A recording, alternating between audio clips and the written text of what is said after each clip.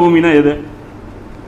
அவன் என்னங்கிறான், மக்காவை குறிக்கும் புனித பூமி, அதானே உங்களுக்கு புனித பூமி, அங்கே இருந்துட்டு போங்கிறான். அவன் வேற வேற என்னென்னமோ விளக்கம் சொல்கிறான். அது மாதிரி பார்த்தீங்கன்னா, ஆனால் குரானில் அருள்னு வந்துச்சுனாலே அது ஜெருசலத்தை தான் குறிக்கும். அதே மாதிரி தாப்பத்துல் அருள்னு இருக்குல்ல,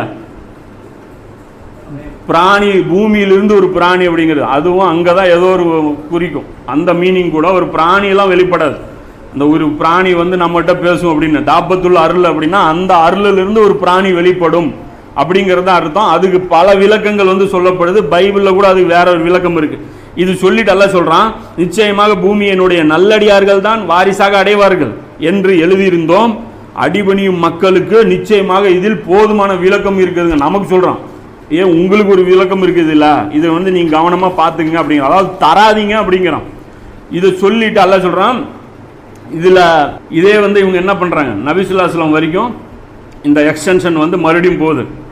மறுபடியும் அல்லாஹ் என்ன பண்றான், இப்ராஹிம் நபியுடைய ஒரு மகன்லேருந்து இன்னொரு மகனையும் சேர்த்து கொடுத்துட்டான். சரி, ஒரு ஆள்னால வேலை செய்ய முடியலையா, பனி இஸ்ராயில்னால வேலை செய்ய முடியலையா, பயந்தாங்குழியா இருக்கீங்களா, சரி பனி இஸ்மாயிலும் சேர்ந்துக்கோங்க, ரெண்டு பேரும் சேர்ந்து என்னுடைய இந்த கிலாஃபத்தை இந்த பூமிக்கு செஞ்சு ஒரு வாட்டி நல்லா ஆச்சுன்னா என்னன்னு இந்த பூமிக்கு காட்டிருங்க. நல்லா ஆச்சுன்னா என்ன, அல்லாவுடைய ஐடியானா என்ன, அல்லாவுடைய தீன் எப்படி இருக்குது, அல்லாவுடைய யோசனை எப்படி இருக்குது, குர்ஆனுடைய பியூட்டி என்னன்னா